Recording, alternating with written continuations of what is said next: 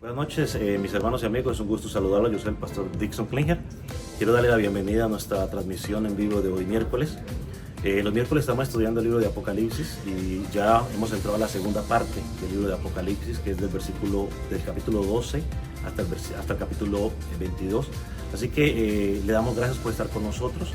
Si no ha visto las otras predicaciones, pues se puede meter a nuestras páginas, a nuestras redes sociales, y va a encontrar cada una de las predicaciones. Así que yo lo animo para que se quede con nosotros, traiga lápiz y papel para que pueda tomar nota y no se vaya, porque en unos momentos comenzamos. Dios nos bendiga.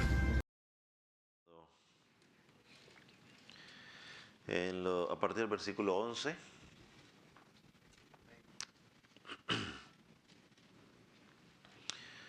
Si lo tiene, quiero invitarle a que lea conmigo. Dice: entonces vi el cielo abierto y he aquí un caballo blanco, y el que lo montaba se llamaba Fiel y Verdadero, y con justicia juzgaba y pelea.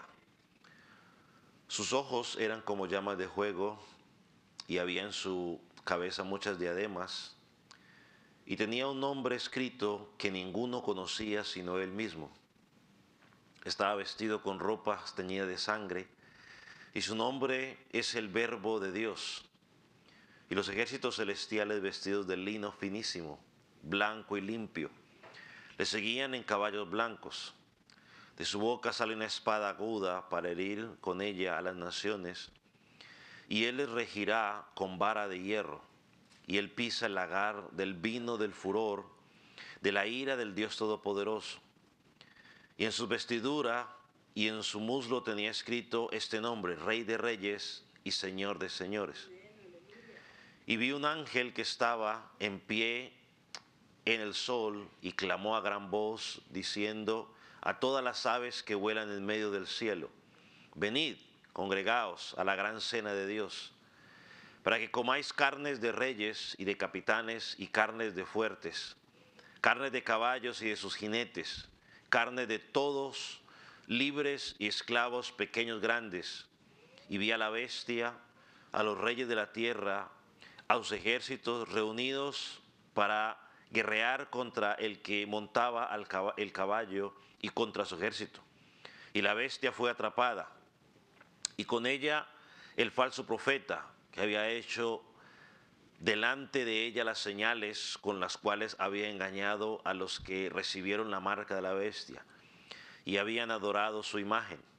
Estos dos fueron lanzados vivos dentro de un lago de fuego que arde con azufre. Y los demás fueron muertos con la espada que salía de la boca del que le montaba el caballo, y todas las aves se saciaron de las carnes de ellos. Padre, pedimos que tu dirección esté con nosotros, que tú dirijas cada una de las palabras que vamos a decir para que podamos enseñar de acuerdo fielmente a tu palabra.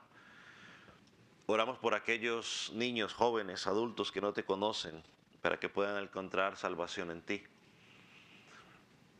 Y oramos para que nuestros corazones estén dispuestos, nuestra mente, nuestro entendimiento, que todo cansancio pueda ser quitado, toda distracción, y que podamos enfocarnos únicamente en la predicación de tu palabra. En el nombre de Jesús te damos gracias. Amén. ¿Puede tomar asiento, mi hermano?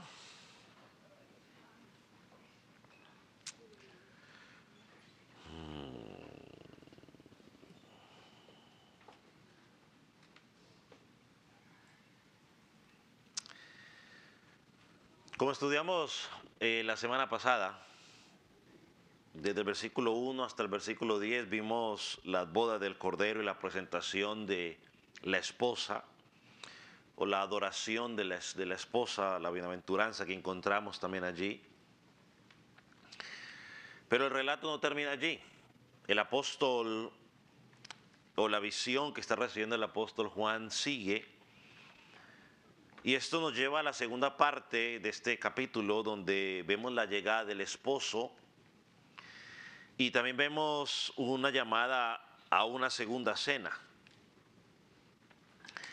Y eso es lo que vamos a estar mirando el día de hoy.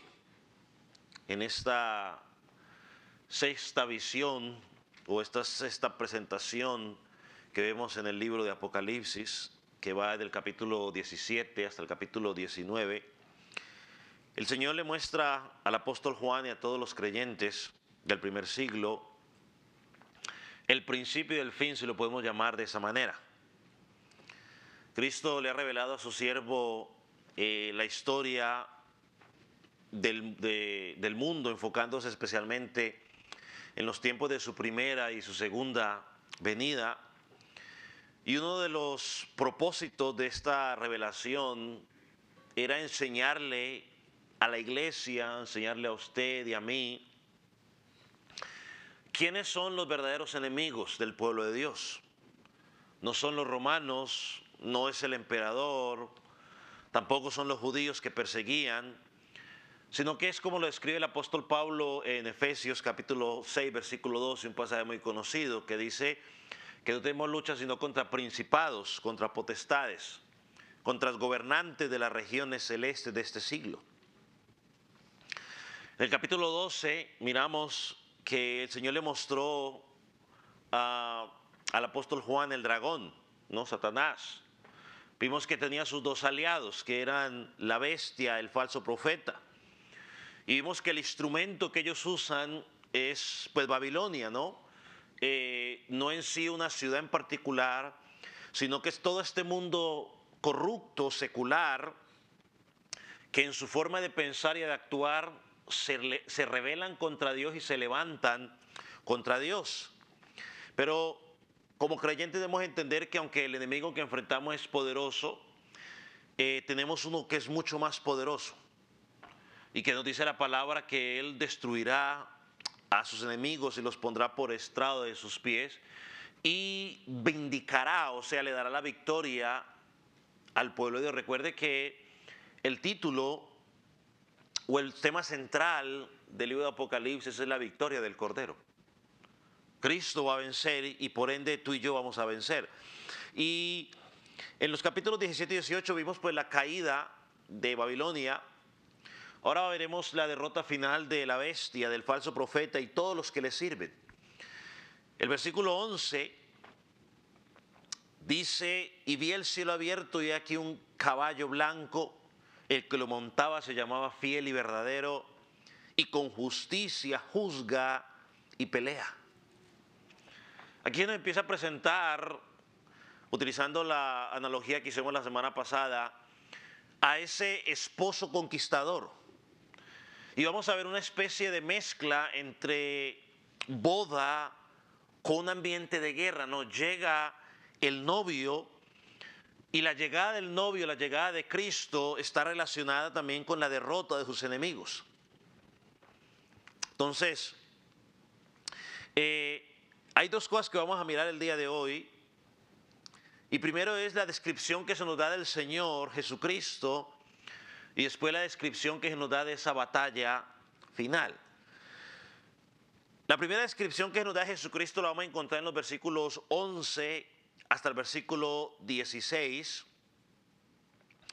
Pero quiero que prestemos atención una vez más a los versículos 11 al 13 únicamente.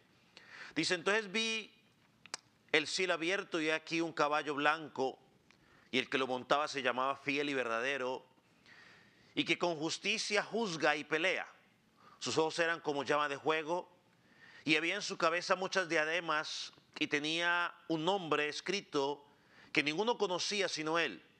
Estaba vestido de ropas teñidas de sangre y su nombre es el Verbo de Dios. Entonces el apóstol Juan ve el cielo abierto, no únicamente una puerta como mencionó en el capítulo 4, sino que ve el cielo abierto. La pregunta es, ¿por qué se abre el cielo? Podríamos decir para mostrarnos la grandeza de nuestro Dios Jesucristo. El único que es digno de ser alabado por su pueblo. Juan, al abrirse los cielos, ve al león de la tribu de Judá, como lo escribió anteriormente, a la raíz de David, el todopoderoso, el victorioso guerrero, nuestro Dios.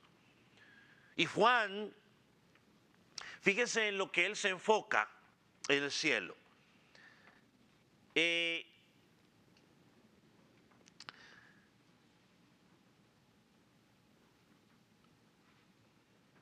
¿En dónde lo ve Juan? Lo dice que lo ve en el cielo. Y esto lo podemos relacionar con lo que enseña Mateo 24, versículo 30, donde mire lo que dice allí. Mateo 24, 30. Lo ve en el cielo porque de allí vino a la tierra hace más de 2000 años. Y cuando regrese por segunda vez vendrá de ahí mismo. Mire lo que dice. Entonces aparecerá la señal del Hijo del Hombre en el cielo. Y entonces lamentarán todas las tribus de la tierra y verán al Hijo del Hombre viniendo sobre las nubes del cielo con poder y gran gloria. Esto también lo recuerda el apóstol, que Jesús ahora en los cielos gobierna todo el universo, pero que va a regresar de forma triunfante en justicia. Y lo primero que el apóstol Juan ve del Señor es que lo describe como está montado en un caballo blanco, caballo de guerra, si me permite decirlo, digno de un rey y digno de un guerrero. Ahora mire algo interesante, que podemos hacer este contraste o comparación. Ya no lo ve en ese humilde pollino que entró por primera vez en su entrada a triunfar a Jerusalén, ¿recuerda? Ahora lo ve en un caballo de guerra divino. En ese día final, lo hemos dicho en muchas oportunidades, estimado amigo que estás en Cristo, no va a haber una segunda oportunidad de arrepentimiento. Cuando Cristo regrese en gloria, regresará como un guerrero a derrotar a sus enemigos. El tiempo de oportunidad, de arrepentimiento, el tiempo de gracia, de misericordia, es ese tiempo en el cual estamos ahora. El caballo blanco representa precisamente eso, que Jesús llegará como triunfante y va a triunfar sobre todos los que se oponen contra él. O se lo digo de otra manera, va a triunfar contra todos aquellos que no creyeron en su obra redentora. Porque si muchos creen que sí, que Jesús existe, creen que Jesús nació. Es más, estamos prontos a comenzar a la época donde se celebra que Jesucristo nació. Hay mucha gente que cree eso, pero nunca creen en Jesús como el Redentor, como el Salvador. Bueno, ese día vendrá a triunfar sobre todos ellos. Note lo que dice el versículo 11. Sigue diciendo, he aquí un caballo blanco y el que lo montaba se llamaba Fiel y Verdadero.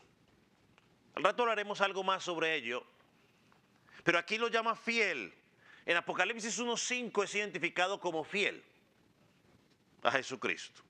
En Apocalipsis 3:7 es identificado como verdadero.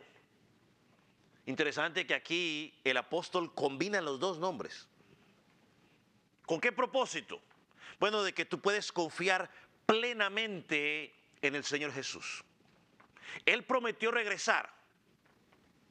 Él prometió la victoria. Puede estar 100% seguro de que Él cumplirá su palabra. Por eso todo el mundo, como dice Filipenses, doblará su rodilla ante Él. Los que están en el cielo, en la tierra y bajo la tierra. O sea, un día tendrán que reconocerlo. Y una vez agregamos lo que siempre decimos, para algunos será demasiado tarde. Lo segundo que nos dice el apóstol Juan, no solo dónde está el Señor, sino que comienza a darnos algunos atributos del Señor Jesús. Al final del versículo 11 se nos dice que con justicia juzga y pelea. con justicia juzga y pelea. Ahora, permítame recordarle lo que dice el capítulo 15, versículo 3, porque están relacionados. Dice, justos y verdaderos son sus caminos, Rey de los santos. Hay algo que, uno de los atributos que el apóstol está declarando al Señor aquí, es que Él es justo. Es decir, no hay maldad en Él, no hay mentira, no hay engaño. Y es justo en su justicia, porque la justicia de Dios no ha sido afectada por el pecado. Y va a retribuir a cada quien conforme a lo que ha hecho. Esa es la razón por la cual la gente dice, bueno, pero es que Dios no simplemente pudo haber dicho, bueno, perdono a todos y listo, se acabó el problema. ¿Cuál es el problema de que Dios hubiera dicho eso? De que hubiera violentado este atributo que estamos viendo aquí, su justicia. Porque la justicia habla de que alguien tiene que pagar por lo que hizo. Entonces Jesús juzga con justicia. Y no solo juzga con justicia, sino que nos dice que pelea con justicia. En ese día el Señor pagará a sus enemigos exactamente lo que merecen por su pecado. Vaya conmigo, o retrocedamos un poco. Esto lo leímos aquí en el capítulo 18, versículos 7 y 8.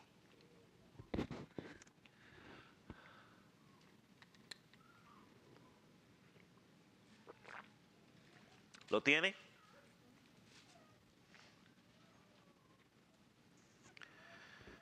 Cuando ella se ha glorificado y ha vivido en deleites, tanto darle de tormento y de llanto, porque dice en su corazón, yo estoy sentada como reina y no soy viuda ni veré llanto, por lo cual en un solo día vendrá sus plagas, muerte, llanto y hambre, y será quemada con fuego, porque poderoso es Dios, el Señor, que la juzga.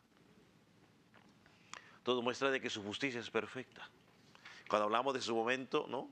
El mundo dice, deleítate. Dice en su corazón, o sea, la vida es una, disfruta. Haz lo que tú quieras, nada va a pasar. Bueno, el Señor dice aquí que en un solo día, es decir, en un abrir y cerrar de ojos, se derribará ese castillo que hemos levantado alejado de Cristo. ¿Qué otro atributo se nos presenta aquí? Podemos decir que el atributo de la omnisciencia. Es decir, la omnisciencia habla de que Dios todo lo ve, todo lo sabe. ¿Qué dice el versículo? Versículo 12. Sus ojos eran como llama de fuego. Esto nos recuerda a lo que ya estudiamos en el capítulo 1. Jesús ve todo, incluso lo más oculto de nuestros corazones. No hay nada escondido a sus ojos. Usted puede estar solo en un cuarto creyendo que nadie lo está viendo. Yo puedo estar solo en un cuarto creyendo que nadie me está viendo. Pero Jesús lo ve todo. Y sobre todo, Él ve las intenciones de nuestro corazón. Porque podemos poner una cara muy bonita de mucho abrazo, de mucho beso, pero Dios ve la intención. Él sabe si lo que estamos haciendo realmente es para el deseo de que Él sea glorificado o si simplemente lo queremos hacer para que nos vean o para quedar bien con alguien o lo que sea. Por eso es que Él juzga con justicia, porque nada ni nadie se escapa de Él. A veces cuando decimos a la gente, no, pero es que no se preocupe, que Dios ve el corazón. Bueno, no, sí, deberíamos preocuparnos. Deberíamos preocuparnos, porque Él ve la más mínima intención. Entre los hombres nos podemos engañar. Podemos engañarnos entre nosotros. Podemos aparentar que somos cristianos. Pero sabe que el Señor realmente sabe si tú y yo realmente hemos entregado nuestra vida al Señor o si vivimos como el mundo vive. Por favor, apágueme el aire de aquí. Alguien, por favor, bájele ahí. Chun, chun, chun, chun. Por favor.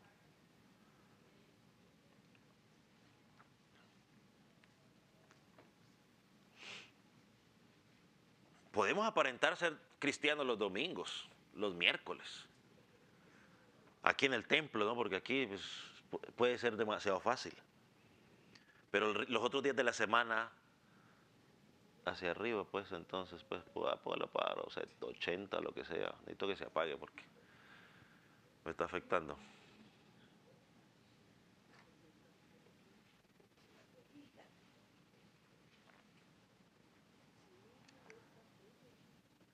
Él lo sabe todo.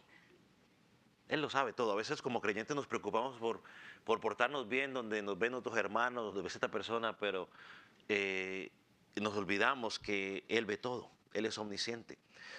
Otra cosa que vemos aquí, otro atributo, es la soberanía de Dios. Él es soberano.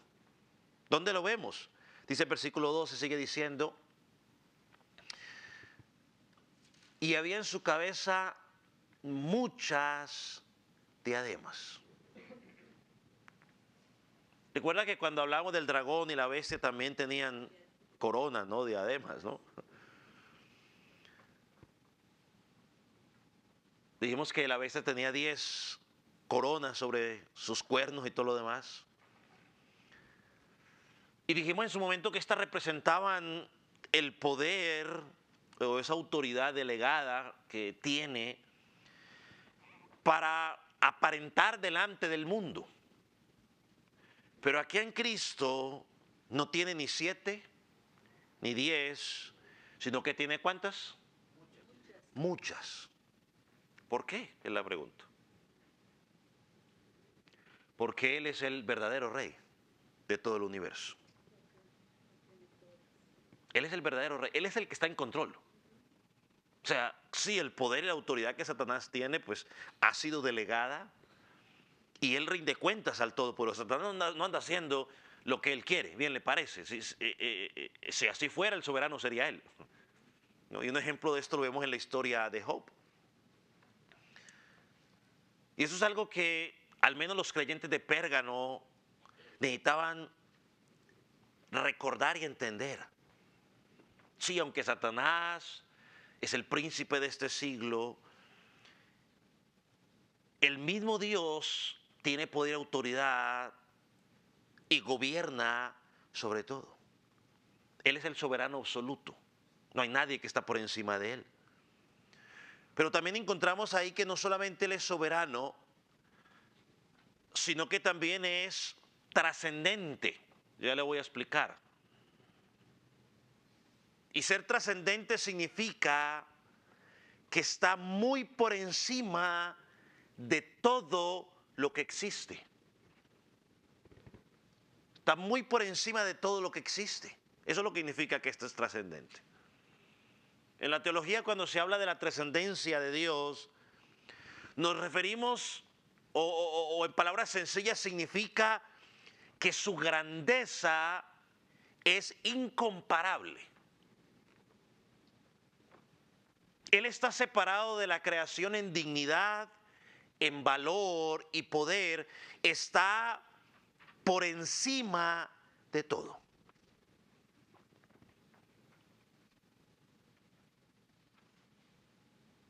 Está por encima de todo. No lo podemos explicar. Miren lo que dice el versículo 12. Sigue diciendo, y tenía un nombre escrito que ninguno conocía sino él mismo. En el Antiguo Testamento o en los tiempos antiguos, el nombre de la persona reflejaba el carácter de la persona. Isaac llamó a su hijo Jacob, ¿no? Que significaba engañador. Y su nombre describía lo que era Jacob. Luego Dios le cambia el nombre. Así que cuando dice que Dios tiene un nombre que nadie conoce, mis amados hermanos y amigos, significa que su grandeza, su gloria, su naturaleza son imposibles de comprender plenamente por nosotros. Es imposible. Están fuera de nuestro alcance. Por más que tú y yo podamos conocer a Dios porque Él se nos ha revelado, lo podemos conocer, nunca podremos conocer plenamente o a totalidad su plenitud, nunca lo podemos hacer. Está fuera de nuestro alcance mental, no lo podemos entender. A veces, por ejemplo, la Trinidad, qué difícil, y quizás nunca hemos tenido un estudio abierto en la congregación en los años aquí sobre la Trinidad, en algún momento lo queremos tocar. A veces nos cuesta entender la grandeza de la Trinidad. Ahora, para poder entender a cabalidad, ¿no? Usando una palabra que usa mucho el hermano, a cabalidad la majestad de nuestro Dios. No lo podemos hacer, y una de las razones por las cuales no lo podemos hacer es porque nuestra mente, nuestro razonamiento ha sido afectado por el pecado. Cuando seamos glorificados, pues ya estaremos hablando de otra cosa. Pero mientras estemos aquí, es complicado. Lo tercero que hace el apóstol Juan es describir la ropa del Señor. Miren lo que dice el versículo 13. Y estaba vestido de una ropa teñida de sangre. Estaba vestido con una ropa teñida de sangre. Algunos comentaristas piensan que este versículo está haciendo referencia o que representan el sacrificio de Cristo en la cruz del Calvario para perdonar nuestros pecados. Y que por lo tanto los creyentes del primer siglo y tanto nosotros deberíamos recordar esa obra del Señor Jesucristo.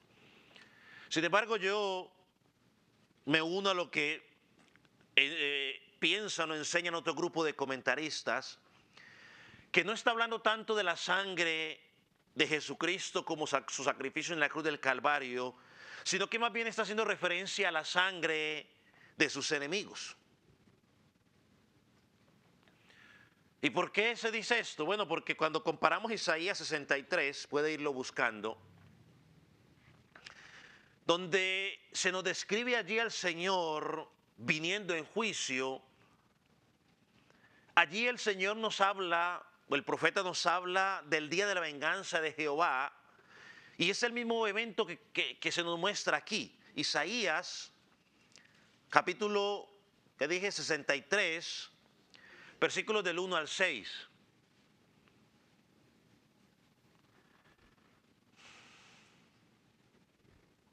Dice,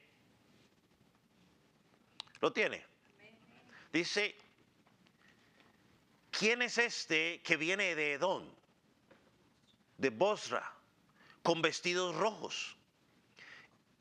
Este hermoso es su vestido que marcha en la grandeza de su poder. Yo, el que hablo en justicia, grande para salvar.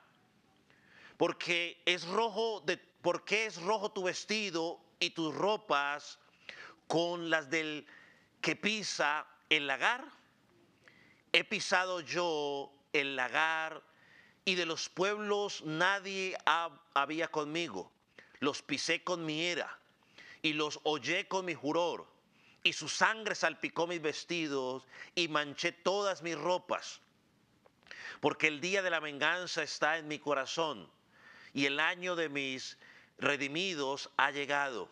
Miré y no había quien ayudara, y me maravillé de que no hubiera quien sustentase, y me salvó mi brazo y me sostuvo mi ira. Y con mi ira hollé los pueblos y los embriagué de mi furor, y derramé en tierra su sangre. Entonces la sangre que tiñe los vestiduras, la vestidura del Señor en esta visión, no es entonces la sangre del sacrificio de él en la cruz del Calvario, sino de aquellos que se rebelaron contra él.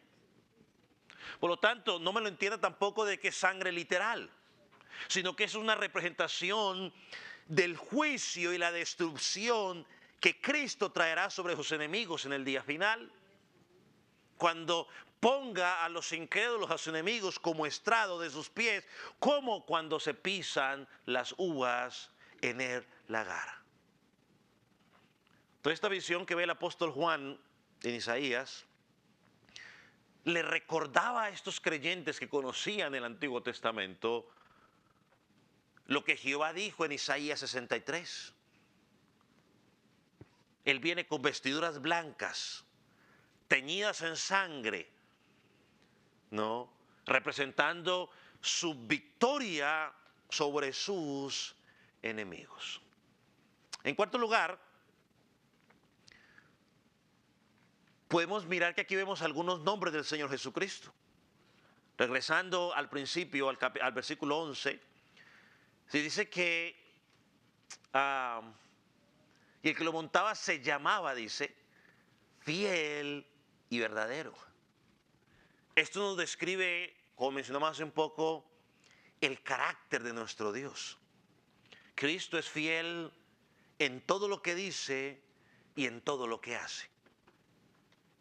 Él es completamente digno de confianza. ¿Por qué? Bueno, porque en Él no hay engaño, en Él no hay sombra de variación, en Él solamente hay verdad.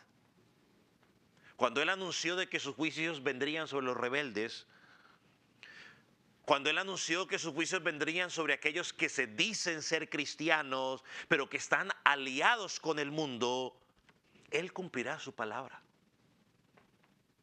Es una oportunidad donde nosotros como creyentes constantemente tenemos que analizar nuestra vida.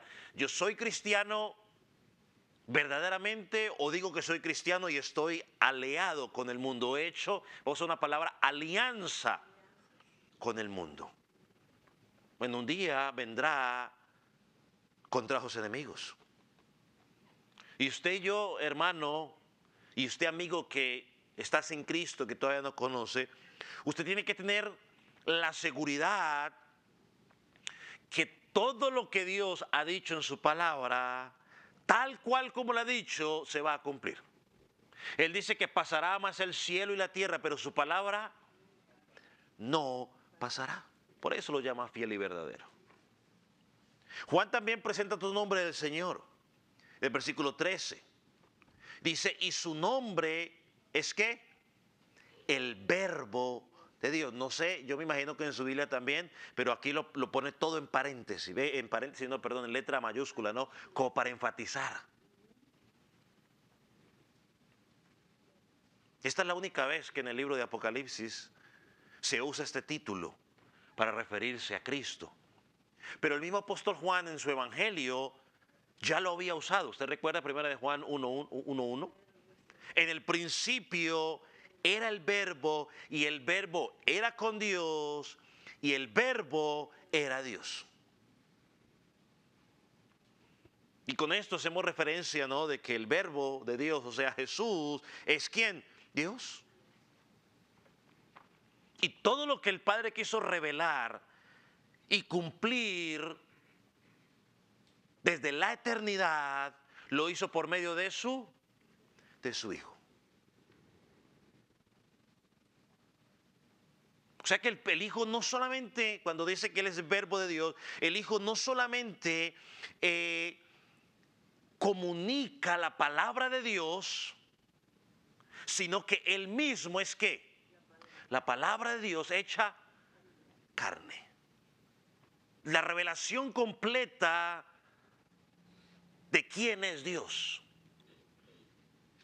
Hay un cántico que contamos aquí, ¿no?, que dice, y vimos su gloria en el nombre o en el rostro de Jesús.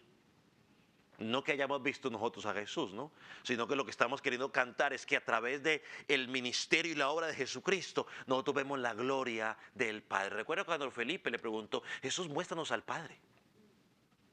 ¿Él qué le dijo? Felipe, tanto tiempo me has visto.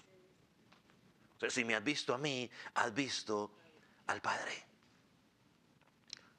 El apóstol Juan menciona otro nombre en el versículo 16.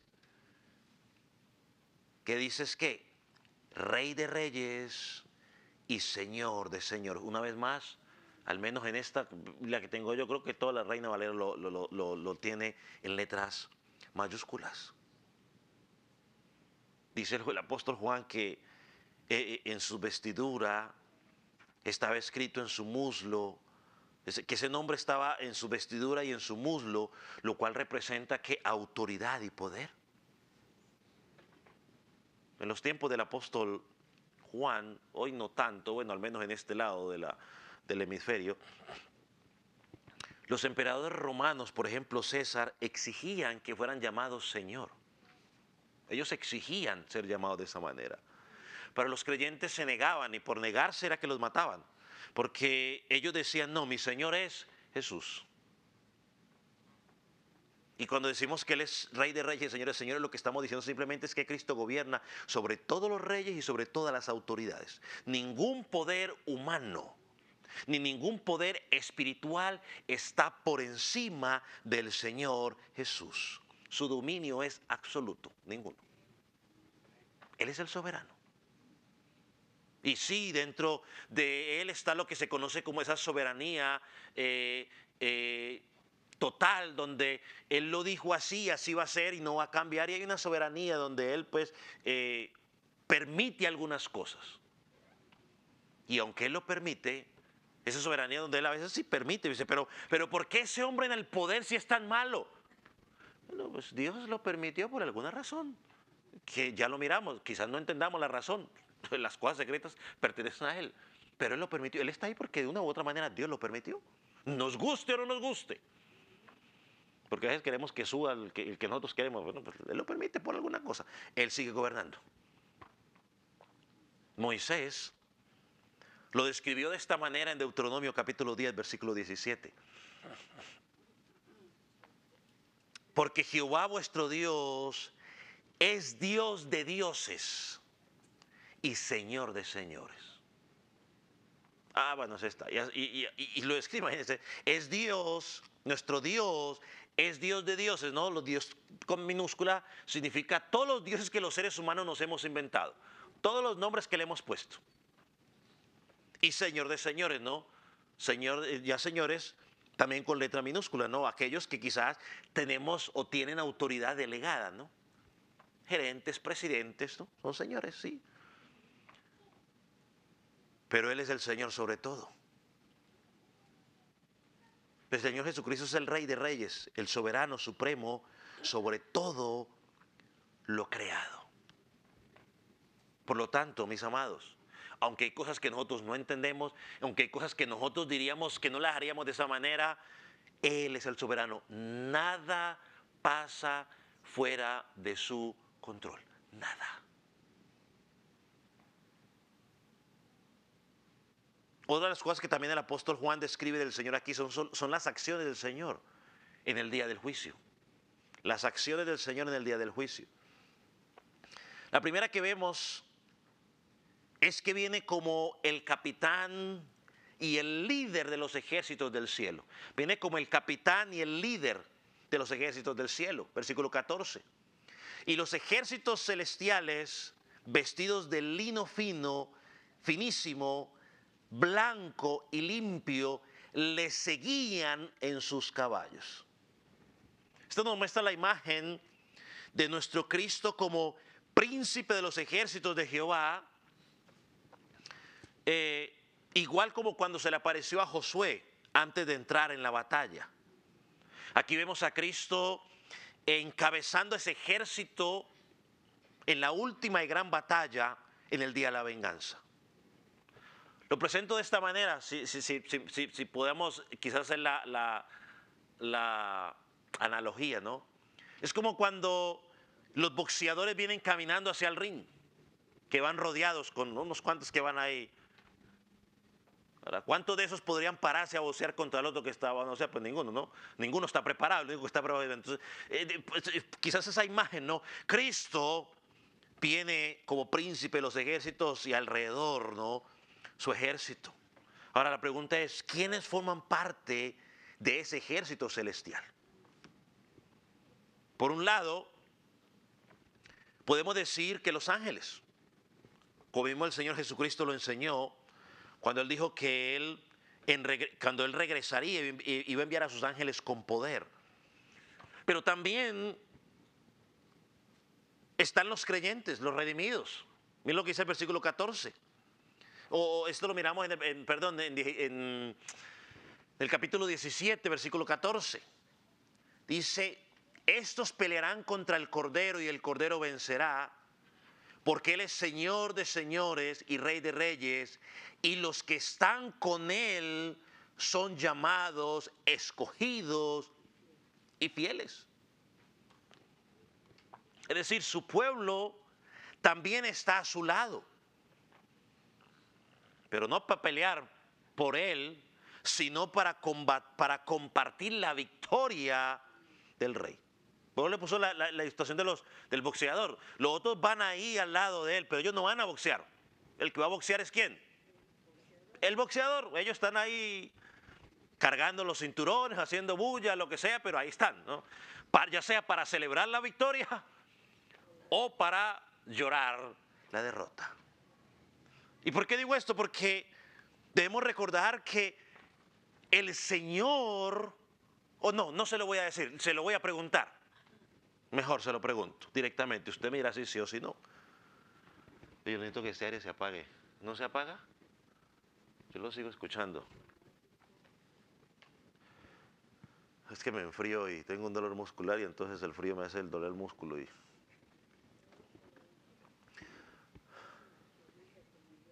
Yo sigo escuchando eso que sigue dando vueltas por ahí. Entonces, yo pregunto, ¿usted cree que el Señor necesita de un ejército para vencer al enemigo?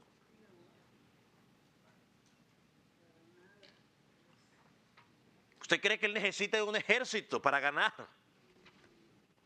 No, la respuesta es, no le dijo a Pedro, si solamente cuando Él volteó y dijo, soy yo, todos cayeron. Todos cayeron. No, Él no necesita. Ahora, nos concede el privilegio de formar parte, de acompañarlo. Es una gracia, ¿no?, de estar en sus filas, pero Él no necesita nuestra fuerza. Él es el soberano, Él es el poderoso. O sea, estamos ahí porque Él quiere que estemos, pero Él no nos necesita. Y luego describe otra acción del Señor Jesús, y esta es juzgar a sus enemigos. Versículo 15. De su boca sale una espada aguda para herir con ella a las naciones, y Él las regirá con barra de hierro, y Él pisa el lagar del vino del furor de la ira del Dios Todopoderoso. Ahí está, Todopoderoso. No siquiera es poderoso, es todopoderoso. La espada que sale de la boca representa el poder de su palabra. Cristo no necesita armas humanas para vencer. Su palabra es suficiente. Recuerde otra vez el ejemplo. Jesús dijo, soy yo. ¿Y qué pasó? Toditos cayeron. Su palabra es suficiente para destruir a los impíos. Su palabra es suficiente para establecer justicia. Su palabra fue suficiente ¿para qué? ¿Para qué? Para crear todo. Sea la luz. ¿Y qué pasó? Sepárese en las aguas. ¿Se separaron? O sea, su palabra es suficiente. Dijo el profeta Isaías capítulo 11, versículo 4. Herirá la tierra con la vara de su boca, y con el espíritu de sus labios matará al impío. El apóstol Pablo en el Nuevo Testamento, al reafirmar esta verdad, miren lo que dijo en 2 de Tesalonicenses capítulo 2, versículo 8.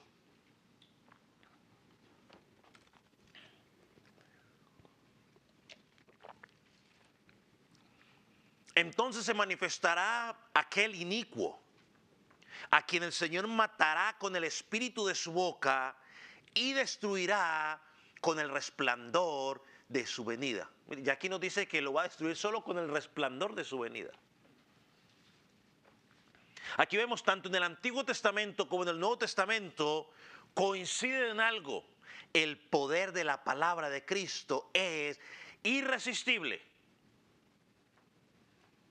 Y escúcheme por favor, tanto el que es creyente como aquel que no es creyente.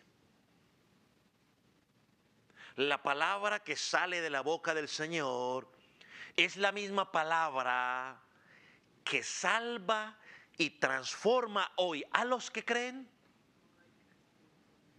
pero que también juzgará a los que la rechazan.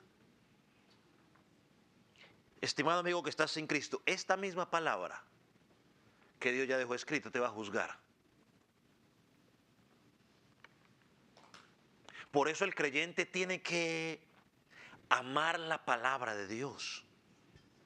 Tiene que oírla con toda atención. Yo lo he dicho en muchas ocasiones. Cuando usted le están enseñando la palabra de Dios, sea desde el púlpito, sea en el salón de clases, sea en la casa, en el semillero de vida, donde sea, usted tiene que oírla, obedecerla.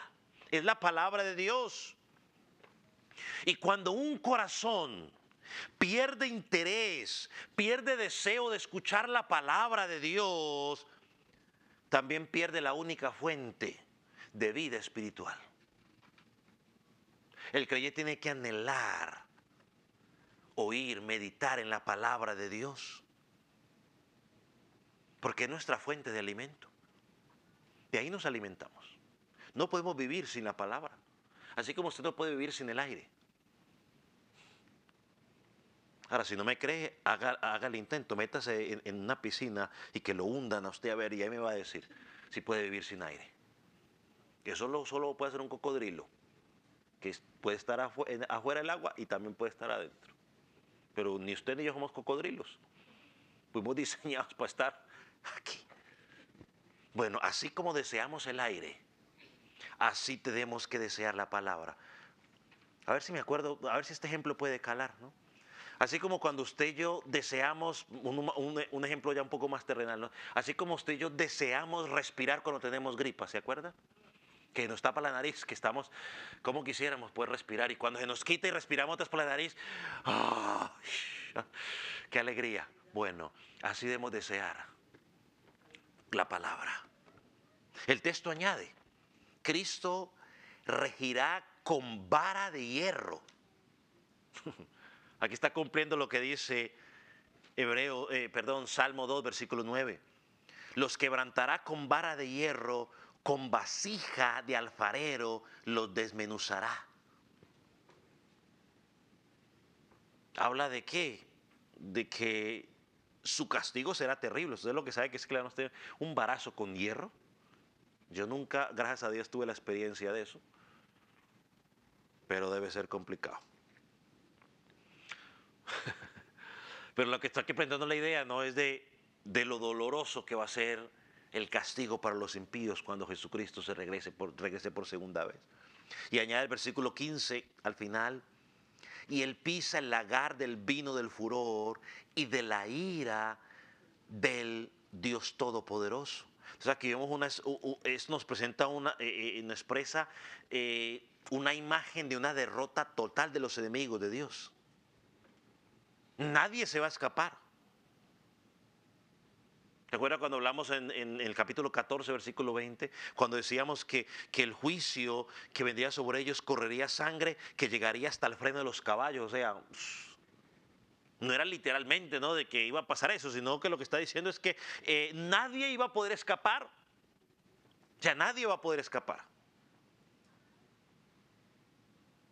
Nadie. Cuando Jesucristo regrese por segunda vez, nadie va a poder escapar. A veces los hombres discutimos quién es el más grande, quién tiene mayor fama, quién tiene mayor poder. Pero cuando Cristo regrese con toda su autoridad, nos daremos cuenta de que la grandeza humana ante la majestad de Dios no simplemente es nada. Y aquí recuerdo también, ¿no?, cuando estudiamos el capítulo 6, que los que rechazaban a Cristo por temor decían a los montes y a las peñas, escóndenos, caigan sobre nosotros, déjanos escondernos, porque queremos escapar de la ira del Cordero. Pero leímos en su momento que no se puede, no se puede. Es más, el Salmo 139 habla de eso. ¿A dónde podemos huir de su presencia? No hay lugar al cual tú y yo nos podamos huir. Entonces, amigos y hermanos, Él vendrá, el Rey de Reyes y Señores, Señores vendrá para salvar a los suyos y para dar su justo pago a los que lo rechazaron.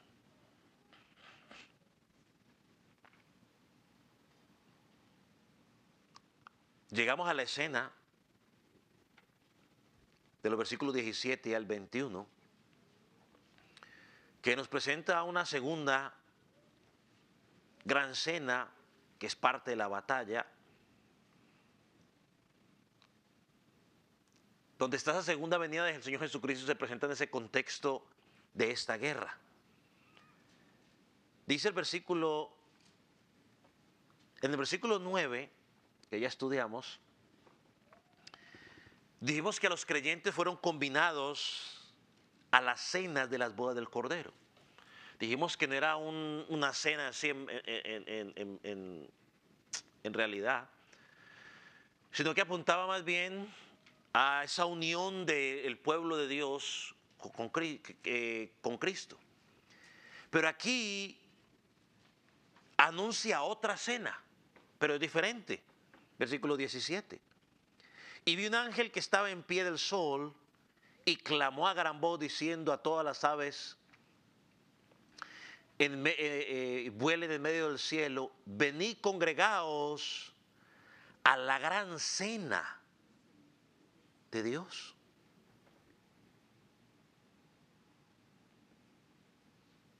¿Cuál es el menú de esa cena? Porque nos dice hasta el menú. Versículo 18.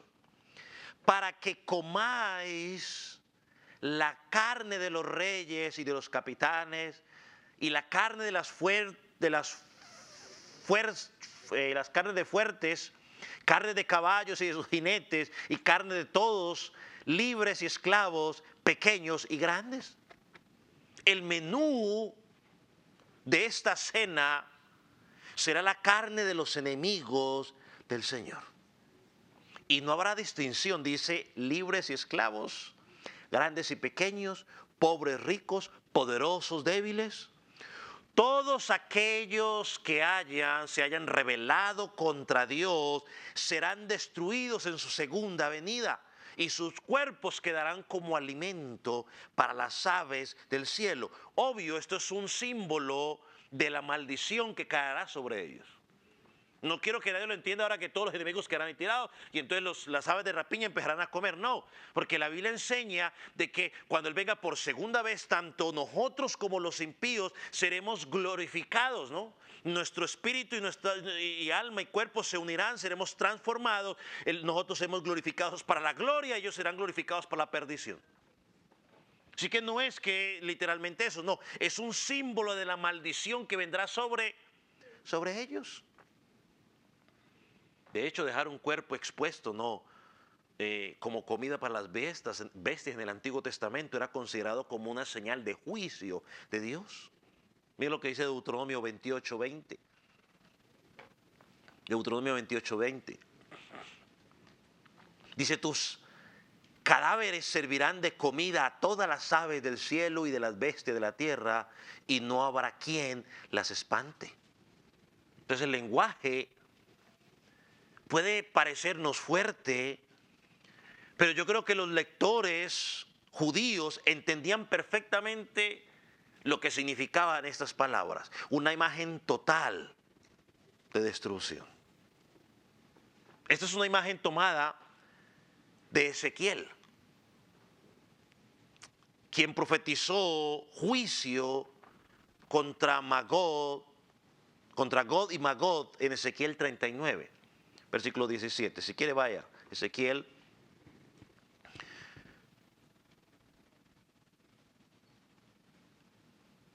39, versículo 17 dice, así ha dicho Jehová el Señor, di a toda clase de aves y a todas las fieras del campo, juntaos y venid, reuníos de todas partes a mi sacrificio que yo hago para vosotros, un sacrificio sobre los montes de Israel, y comeréis carne y beberéis sangre. Es la misma escena que está contemplando el apóstol Juan. El Señor trayendo juicio sobre todos sus enemigos. Y notemos algo importante, la invitación a esta cena se hace antes del regreso del Señor. Cristo aún no ha descendido, pero ya se hace el anuncio. La pregunta es ¿por qué? Bueno, porque se sabe de antemano que Él será ¿qué? Victorioso. No habrá duda de la victoria de Él. Mira lo que escribió un autor sobre esto. En el día final habrán dos grandes banquetes. La fiesta con el cordero para los santos y la fiesta de los incrédulos para las aves de rapiña. Los santos participan del banquete y los incrédulos serán el banquete.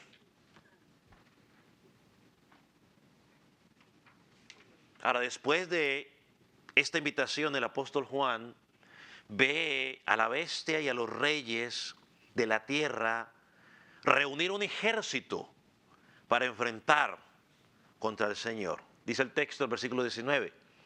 Y vi a la bestia y a los reyes de la tierra y a los ejércitos reunidos para hacer guerra contra el que montaba al caballo y contra su ejército.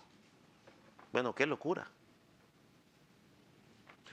La rebelión contra el Creador. Pero notemos algo interesante, mis hermanos. Aunque el enemigo quiera hacer guerra contra el Señor, realmente no hay una batalla. No hay una batalla. Porque es que aquí estamos viendo oponentes en una lucha o fuerzas desiguales. Aquí lo único que estamos viendo es una destrucción inmediata. El Señor viene y por la espada que sale de su boca destruye a sus enemigos. Después el apóstol lo que está describiendo, el ejército satánico, sí, listo para hacer guerra contra Dios, pero inmediatamente nos presenta el resultado. Miren lo que dice el versículo 20. Y la bestia fue ¿qué? Apresada. Y con ella ¿quién? El falso profeta que había hecho delante de ella las señales con las que había engañado a los que recibieron la marca de la bestia. Son capturados. Y versículo 21, y los demás fueron muertos con la espada que salía de la boca del que montaba el caballo, y todas las aves se saciaron de la carne de ellos. El Señor sí tiene un ejército que viene detrás de Él, pero no necesita ese ejército. Él es el Dios de los ejércitos. Hermano, así como ahogó el ejército del faraón en el mar, así como destruyó o derribó los muros de Jericó, ¿usted cree que se derribaron simplemente por las vueltas? No, eso fue el acto de fe que ellos hicieron. ¿Pero quién los derribó? Y de la misma manera como destruyó a los asirios en una sola noche, asimismo Él vencerá solo. La bestia y el falso profeta parecerán poderosos, pero la venida de Cristo quedará demostrado que no son rivales para Él. Con una sola palabra bastará para poner fin a la rebelión. Él es el Rey de Reyes y Señores de Señores. ¿Sí? La idea, hermano, de que usted se imagina una gran batalla, ejércitos militares, Jesucristo bajando del cielo y la gente disparándoles cohetes y no sé qué cosas. Hermano, eso es Hollywood. Eso es Hollywood. Es más, si usted quiere, bueno, se lo pongo en términos de Hollywood. ¿Qué hacían los cohetes o los disparos contra Superman? Nada. No van a parar las balas así. o así, o ponía su capa, o cualquier versión, la perdió la versión que usted haya visto de Superman, que tantas. No, eso que se alinean para batalla, eso es para explicar nosotros que el enemigo, que los hombres, los seres humanos, que no creemos en Dios, simplemente estamos siempre en pelea contra Él, pero cuando Él se manifieste, seremos nada. Miren lo que sucede. Primero caen la bestia y el falso profeta. Ambos dice el texto que fueron apresados, es decir, tomados por la fuerza, y luego dice y el que fue el falso profeta, que habían engañado, la parte final, estos dos fueron lanzados vivos dentro de un lago de fuego que arde con azufre. Esto es el lugar de tormento para los enemigos de Dios. Pastor, ¿en la eternidad habrá realmente fuego y azufre? Pero yo le digo una vez más, debemos entender la Biblia, que está usando un lenguaje figurativo para expresar una realidad espiritual. No se trata necesariamente de ese fuego físico que tú y yo conocemos, identificamos en la estufa o en la antorcha. Yo creo que ese fuego y ese azufre son figuras representativas del dolor y de la angustia y la separación eterna que tendrá la gente que no creyó del Dios vivo. Y sin embargo, aunque el lenguaje sea figurado, la realidad, mi hermano, es que se describe que la eternidad sin Cristo será aterradora. Porque lo que hace que la eternidad vaya a ser placentera, ¿sabe qué es? La presencia de Cristo. Eso es lo que hace que la presencia, que sea glorioso, es que Cristo estará allí. No es tanto no es su presencia, para no decir otra cosa, es su presencia, es lo que va a ser glorioso. Y lo que va a ser destructivo, perturbador, es que su presencia no va a estar allí. O sí va a estar su presencia, pero su presencia en forma de ira, como consecuencia del pecado. Y la Biblia lo describe, ese lugar, como un lugar terrible, indescriptible, que será eterno, donde no va a haber consuelo, donde no va a haber alivio. Usted, todos los que hemos tenido algún dolor, cuando ese dolor es aliviado, usted descansa. No, en ese momento no va a haber alivio. Y si a alguien le predicaron el evangelio y rechazó el evangelio, hermano, escuchar esa predicación o ese mensaje va a causar dolor terrible y va a ser por la eternidad. No va a haber esperanza, no va a haber consuelo. Ahora, los que adoraron a la bestia, los que se dejaron marcar de la bestia en la frente o en su mano derecha, es decir, que pensaban y vivían de acuerdo a lo que el mundo decía, ¿qué pasa con ellos?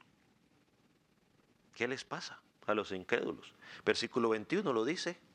Los demás fueron muertos con la espada que salía de su boca, del que montaba al caballo.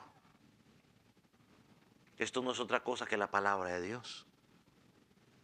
Ya lo hemos mencionado, esa palabra que penetra, esa palabra que parte el alma, esa palabra que discierne las intenciones del corazón, va hasta lo más profundo, las coyunturas, los tuétanos.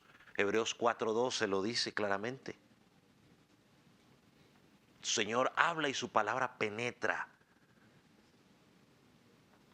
El Señor habla y revela la incredulidad, el pecado, la condena de aquellos o todos aquellos que rechazaron el mensaje de salvación.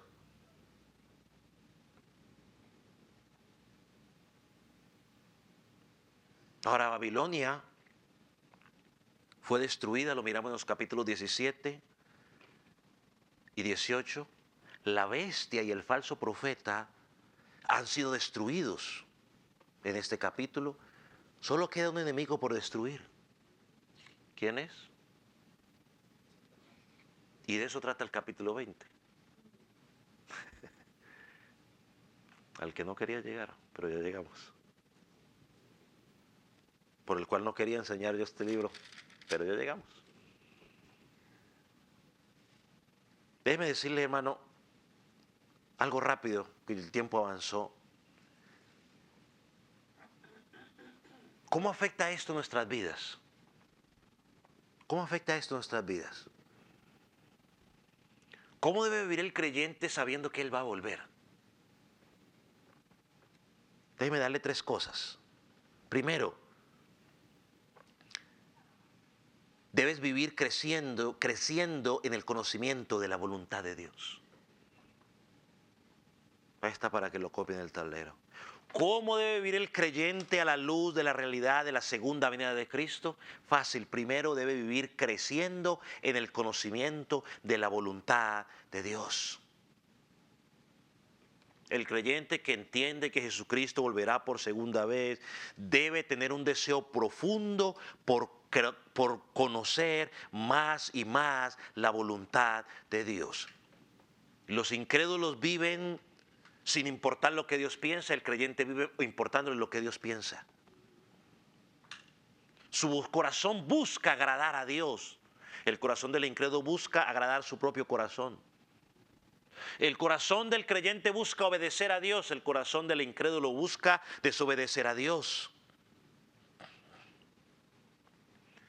Pastor, ¿dónde está la voluntad de Dios? La voluntad de Dios está en la Biblia. Por lo tanto, entender que Cristo regresa por segunda vez debe motivar al creyente a ir a la Escritura. No para ganar la salvación, no para ganar puntos con Dios, sino porque necesita conocer más al novio que va a regresar por él. Por eso el creyente tiene una disciplina de leer, de meditar en la palabra de Dios, en asistir a la congregación. Nosotros no nos congregamos para ganar puntos con Dios, no nos congregamos para que no perdamos la salvación, no nos congregamos para hacernos más santos, nos congregamos, mis amados hermanos, porque queremos conocer más a nuestro Dios. Porque es parte de nuestra relación con Él. Porque queremos escuchar la predicación fiel de la palabra de Dios. Porque queremos aprender a vivir más y más para la gloria de Dios. Y porque queremos, sobre todo, compartir con nosotros hermanos en Cristo que están corriendo en la misma carrera que yo estoy corriendo. Tenemos que tener comunión los unos con los otros. Si vamos a pasar en la eternidad juntos, ¿por qué no empezar a practicar desde ahora? La pregunta es, ¿vives tú con ese anhelo? Segundo, ¿cómo vive el creyente a la luz de la realidad de que Jesucristo regresa por segunda vez? Debemos vivir una vida de santidad. Es decir, una vida ¿qué? Apartado. La santidad tiene que ver con esa apartarnos. Estamos en el mundo, pero no somos del mundo. Hermano, significa eliminar todo de nuestra vida, aquello que nos aleja de Dios. Hay cosas, pueden ser hábitos que nos alejan de Dios, pueden ser amistades que nos alejan de Dios, puede ser entretenimiento que nos aleja de Dios, puede ser distracciones que nos alejan de Dios. Todo aquello que impide el crecimiento espiritual de mi vida, yo tengo que apartarme.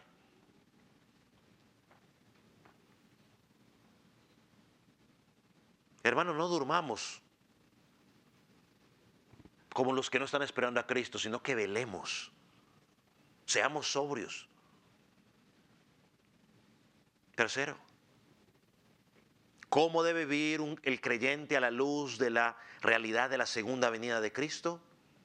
El creyente debe vivir con gozo. Dice la palabra en primera de Tesalonicenses 5:16, estad de vez en cuando gozosos. No, dice, estad siempre, en todo momento gozosos, aunque estemos enfrentando dificultad, aunque nos falten los recursos, ya lo miramos hace 2 domingos. Aunque tengamos enfermedad, aunque tengamos persecución, aunque tengamos problemas en el trabajo, el cristiano tiene una razón para siempre estar con gozo, y es que Jesucristo regresará por segunda vez. Él nos redimió, nos dio vida eterna, suficiente razón para estar gozosos. Señor, no entiendo lo que estoy pasando en este momento, Señor, pero voy a decir lo que dijo Job. Dios dio, Dios quitó, sea el nombre del Señor bendito. Yo tengo gozo. Un himno que cantamos hace unos años en Colombia. Yo tengo gozo en el alma, gozo en mi alma. Es más, yo creo que hasta en la católica lo cantaban. ¿cierto? Ahí está. Hasta la católica lo canta. Son como ríos de agua viva en mi ser.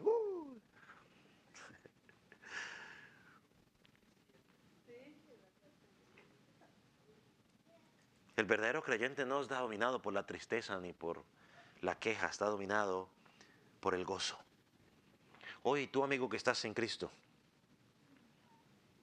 yo te hago esta pregunta. Este texto o este capítulo nos presenta dos cenas.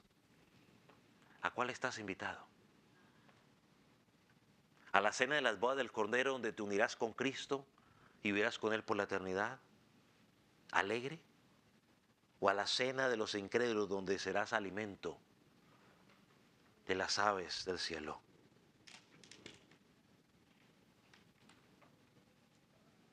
Amigo, estamos viviendo en los días de la paciencia de Dios, si me permite decirlo de esta manera. En los días de su misericordia. En los días donde Él está dando tiempo y la oportunidad para que los pecadores encuentren la salvación en Jesús. Pero amigo, ese tiempo puede terminar pronto. Ya sea porque te mueras o ya sea porque Cristo venga. Pero solo los que están en Cristo encontrarán salvación, descanso. Solo ellos podrán decir descanso en paz. Pero no endurezcas tu corazón. Todos aquellos que endurecen su corazón contra Dios, contra su palabra, serán humillados cuando Jesucristo regrese por segunda vez. Él cuando venga no vendrá en un pollino. Cuando Él venga, vendrá en un caballo majestuoso, vendrá como rey, victorioso, y pondrá a los enemigos por estrado de sus pies. Amigo, por eso la insistencia cada vez que tenemos la oportunidad en esta congregación, desde este púlpito o en nuestras clases. Amigo que estás en Cristo, rinde tu vida a Cristo. Arrepiéntete, confía en Él, recibe la vida eterna que Él ofrece. Solo así podrás disfrutar de esa cena gloriosa, las bodas del Cordero, donde te encontrarás con Cristo y estarás con Él para siempre. Solo allí. Oh, mi oración es que el Espíritu Santo pueda tocar tu corazón y entender la necesidad de que has pecado contra Él y que necesitas un Salvador. Y que le puedas decir hoy, Cristo, perdóname, creo en ti, creo en ti. Vamos a orar. Ponga sobre sus pies.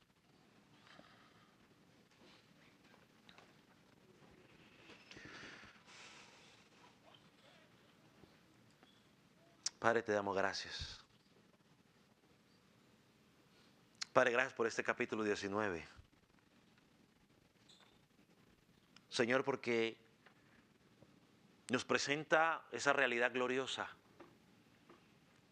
que nuestro novio, el novio de la iglesia, Cristo, regresará en gloria. Señor, a levantar los suyos y a derrotar a sus enemigos. Padre, un evento glorioso para unos y un evento trágico para otros.